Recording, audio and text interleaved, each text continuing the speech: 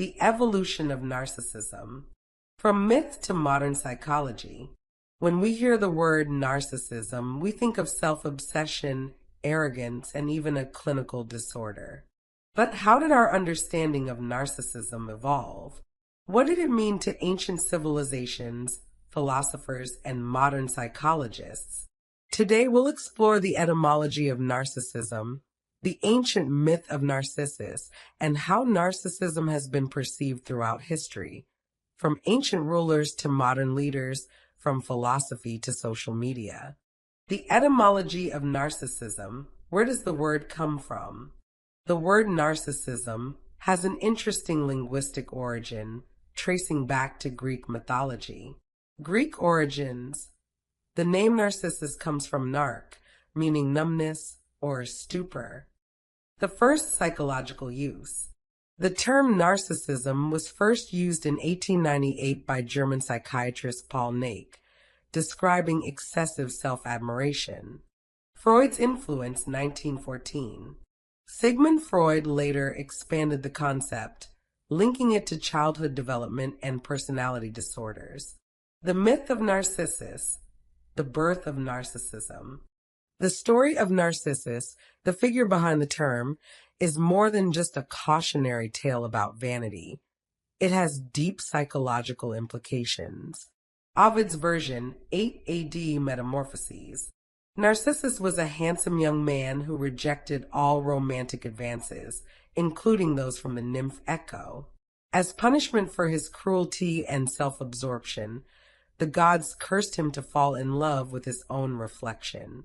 He withered away and died, leaving behind a flower, the Narcissus bloom. Alternative versions. Pausanias, 2nd century AD, suggested Narcissus was grieving his lost twin sister, and his reflection reminded him of her. Moral of the myth. It serves as a warning against self-obsession, hubris, and isolation, themes that persist in psychological studies today. Narcissism in ancient civilizations and philosophy. Ancient Greece, hubris and the dangers of excessive pride. The Greeks valued moderation and self-awareness, sophor sign. Excessive self-love, hubris, was seen as a path to destruction. Hubris was often punished by the gods in mythology. Icarus flew too close to the sun. King Xerxes, Herodotus describes his arrogance leading to defeat. Oedipus believed he could outsmart fate, leading to tragedy. Plato and Aristotle on self-love. Plato viewed self-focus as potentially corrupting if it led to ignorance. Aristotle argued that a healthy form of self-love was necessary for virtue, but excessive self-love led to arrogance. Ancient Rome, the self-obsessed emperors. Romans admired stoicism, humility, and discipline, but some rulers embodied extreme narcissism. Emperor Nero, 37 to 68 AD, built a 120-foot statue of himself and demanded constant admiration. Caligula, 12 to 41 AD, declared himself a living god, forced people to worship him, and displayed extreme cruelty. Stoic philosophers on narcissism. Marcus Aurelius, 121 to 180 AD, a philosopher king, warned against self-glorification, urging leaders to focus on humility and service rather than ego and dominance. Seneca criticized the dangers of power corrupting the mind, a warning still relevant today. The Middle Ages, narcissism as sin, pride, and vanity. Christianity viewed excessive self-love as sinful, linking it to pride, one of the 7 deadly sins. Vanity as a sign of moral corruption.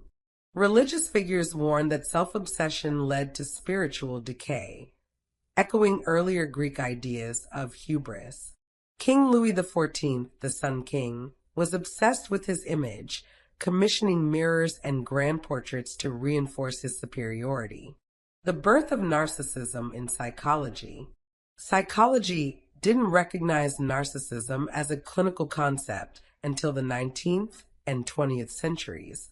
Freud and Early Psychological Theories, 1914.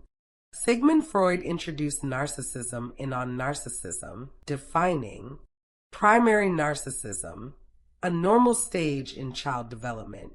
Secondary narcissism, a disorder where people can't love others, only themselves.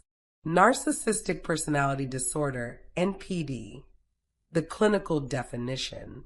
In 1968, Heinz Kohut and Otto Kernberg studied NPD as a disorder. DSM-5, 2013, definition of NPD. Grandiosity, lack of empathy, fragile self-esteem. Historical figures who fit NPD traits.